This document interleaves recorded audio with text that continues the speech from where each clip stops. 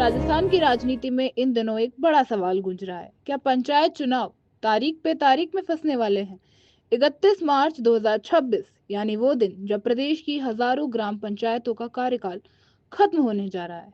लेकिन हैरानी की बात यह है कि चुनाव की तारीख अभी तक तय नहीं हुई है। सरकारी दफ्तरों में इस वक्त चुनाव की तैयारी कम और फाइलों की दौड़ ज्यादा देखने को मिल रही है। एक टेबल से दूसरी टेबल और एक विभाग से दूसरे विभाग, और हर जगह बस एक ही खेल, जिम्मेदारी टालने का। ओबीसी आयोग का साफ कहना है कि कलेक्टरों ने जो डेटा भेजा है वो अधूरा है और गलत भी है। आयोग के सचिव अशोक जैन ने मुख्य सचिव को चिट्ठी लिखकर ये तक कह दिया कि इस डेटा के आधार पर आरक्षण तय करना नामुमकिन है। अब मुख्य सचिव ने ये गेंद पंचायती राज विभाग के पाले में डाल दी। पंचायती राज विभाग ने पल्ला झाड़ते हुए आयोजना विभाग को जिम्मेदारी सौंप दी और आयोजना विभाग अब कह रहा है कि वो जनाधार प्रतिकरण से आंकड़े जुटाएगा। यानी राजस्थान में इस वक्त चुनाव नहीं बल्कि डेटा का ड्रामा चल रहा है। और सबसे बड़ा ट्विस्ट तो यह है कि जिस ओबीसी आयोग की रिपोर्ट का इंतजार किया जा रहा है उसका खुद का कार्यकाल भी 31 मार्च को खत्म हो रहा है। अब सवाल ये उठता है कि जब एक महीने में विभाग का डेटा का सही फॉर्मेट तक तय नहीं कर पाया तो क्या कुछ ही दिनों में पूरी रिपोर्ट तैयार हो पाएगी, या फिर सिर्फ देरी करने का एक और बहाना है।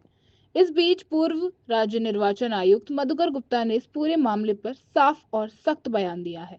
उन्होंने कहा है कि पंचायत चुनाव कब होंगे ये सरकार तय नहीं करती, इसके लिए राज्य निर्वाचन आयोग बना है। और सुप्रीम कोर्ट भी पहले ही साफ कर चुका है कि ओबीसी आयोग की रिपोर्ट के इंतजार में चुनाव नहीं रोके जा सकेंगे। 5 साल पूरा होने से पहले चुनाव कराना संवैधानिक मजबूरी है। यानी कानून भी साफ है और जिम्मेदारी भी तय है, लेकिन जमीन पर हालात कुछ और ही कहानी बता रहे हैं।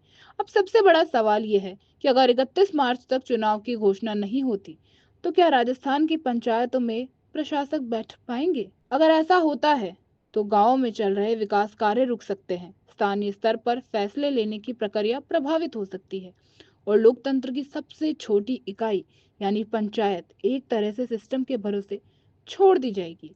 अब जनता पूछ रही है, क्या ये सिर्फ प्रशासनिक सुस्ती है या फिर चुनाव टालने की कोई सियासी रणनीति? क्योंकि फिलहाल सच्चाई यही है कि राजस्थान की छोटी सरकार यानी पंचायतों का भविष्य ना तो चुनावी घोषणाओं में नजर आ रहा है, ना ही किसी स्पष्ट योजना में, बल्कि वो कहीं फंसा हुआ है।